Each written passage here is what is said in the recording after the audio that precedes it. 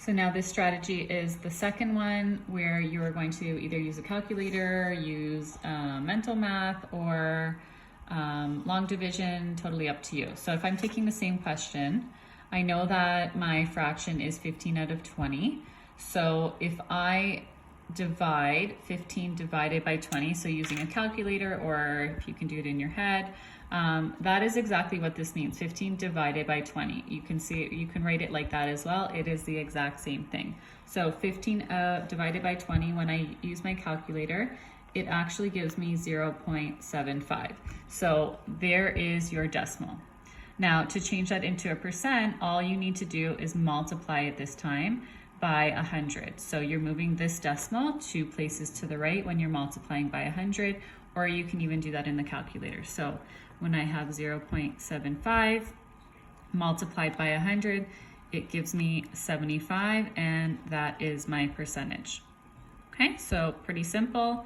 I'm just gonna do it an example, one more example, using both strategies. So if I have 2/5, strategy number 1, I am finding an equivalent fraction. So I need to figure out what I can multiply by, 5 by, to get to 100. Now, if you're unsure, you can always start with 100 and divide by 5, and that will let you know what number, because dividing is obviously the opposite of multiplication. So 5 times 20 will give me 100. So whatever I do to the denominator, I must do to the numerator as well. So you don't have to put these arrows in, by the way, I'm just doing that to show you. So 2 times 20 is 40 over 100. So I have my fraction, this is my simplified fraction, however, this is equivalent.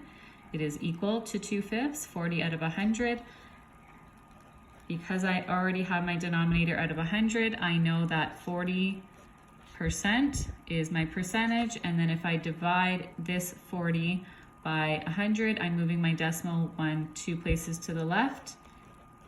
So my decimal is 0.4 or 0.40. So fraction, percentage, decimal. Strategy number 2, I would use a calculator or do long division. 2 divided by 5, again, will give me 0.4 or 0.40, it does not matter.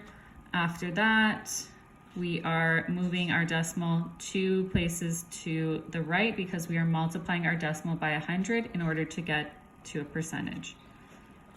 And that will equal to 40%. So you can see here, this went from fraction to percent to decimal. Here you started with fraction to decimal to percent. So just another example for you. Hopefully this should be review for you. Try out the questions and see how it goes.